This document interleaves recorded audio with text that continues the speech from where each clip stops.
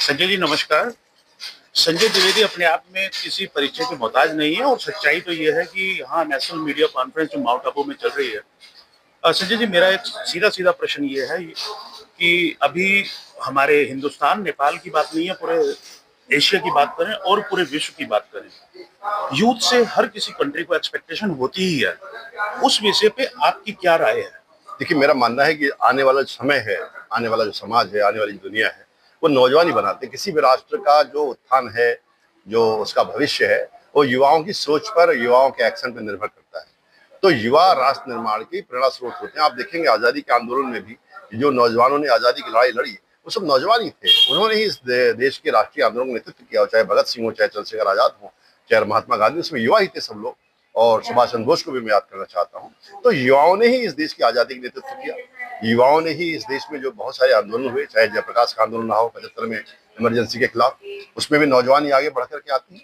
तो नौजवान परिवर्तन के वाहक बनते हैं। और जब नौजवान ठान लेता है, इसलिए हम लोग कहते हुए कि जिस ओर जवानी चलती है उस ओर जमाना चलता है। तो जवानी का तो काम ही है कि वो परिवर्तन की वाहक बने, समाज बदलाव की, व्यवस्था परिवर्तन की वाहक बने। लेकिन यहाँ पर एक प्रश्न और पैदा होता है जो कि पिछले दिनों में, जैसे मैं नेपाल में ही था, जो मैंने वहाँ ग्राउंड चीजें देखी हैं, क्या वास्तव में उनके अंदर लीडरशिप की क्वालिटी भी है क्या?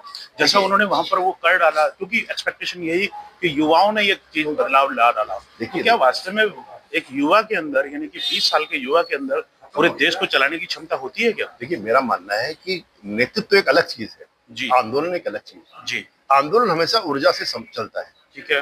पर उसको दिशा देने वाले लोग जो होंगे वो अनुभव संपन्न लोग ही होंगे। सरकारें चलाना एक अनुभव का काम होता है, इसलिए अनुभव की आवश्यकता होती है। पर नेतृत्व में भी अगर गंभीर लोग नेतृत्व करें तो उस आंदोलन में उसका परिणाम अलग ही आता है। जैसे हमारे आजादी का आंदोलन का नेतृत्व हमारे बड़े वरिष्ठ नायकों ने किया। जयप्रकाश नारायण एक बुजुर्ग व्यक्ति थे, उन्होंने जयप्रकाश आंदोलन नेतृत्व किया। उसमें भ्रष्टाचार के विरुद्ध जो आंदोलन चला, आपने देखा देश में, वीपी सिंह एक वरिष्ठ आयु में ही थे, उन्होंने आंदोलन का नेतृत्व किया। राम मंदिर आंदोलन का नेतृत्व आप देखिए तो अशोक सिंघल जी और अडवाणी जी करते हुए नजर आते हैं। इसके बाद आप ताजा आंदोलन देखिए, अन्ना हजारे का भ्रष्टाचार के खिलाफ, वो भी एक सीनियर व्यक्ति है, पर नौजवान निकल करके आता है क्योंकि नौजवान के अंदर ऊर्जा है, नौजवान के अंदर तड़प है, नौजवान अपना भविष्य सुरक्षित देखना चाहता है, इसलिए वो आगे आता है। पर जरूर कुछ ना कुछ मति, जो बड़े बुद्धिमान लोग होते हैं, मति संपन्न लोग होते हैं, विद्वत जन होते हैं, उसके पीछे कहीं ना कहीं रहते ही है। संजय जी, एक बड़ा महत्वपूर्ण प्रश्न, क्योंकि आप खुद मीडिया शिक्षाविद होने के नाते, आप मीडिया के जो युवा बच्चे हैं, जो मीडिया में पढ़ाई कर रहे हैं, या मीडिया कर्मी जो युवा है, उनसे क्या एक्सपेक्टेशंस एक किसी भी राष्ट्र की होती होगी? देखिए, मेरा मानना है कि मीडिया का काम जो है जनमत निर्माण करना है, बहुत बड़ी जिम्मेदारी है।